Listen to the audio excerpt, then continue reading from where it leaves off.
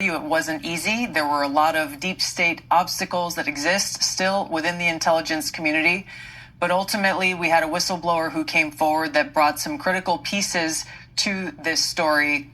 And we were able to discover these documents and find these documents that really pointed to President Obama directing his national security leaders in James Clapper and John Brennan to manufacture this January 2017 intelligence community assessment.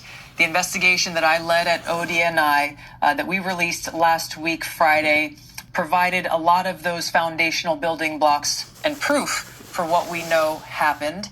The report that we released today, the House Intelligence Committee Oversight Majority Staff report that investigated that January 2017 assessment that President Obama had manufactured with fake intelligence in order to achieve, knowingly using false intelligence in order to get to the conclusion that he wanted to promote to the American people that Putin had acted in favor of President Trump winning that election in 2016.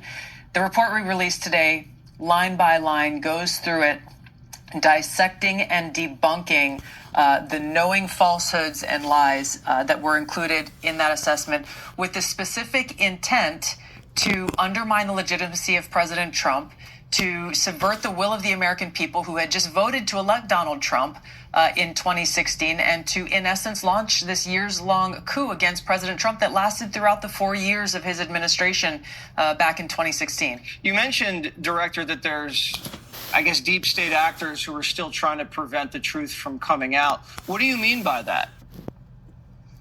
There are still people, won't surprise you, within the intelligence community who don't want this information to see the light of day. Some of them may be implicated in the crafting of it.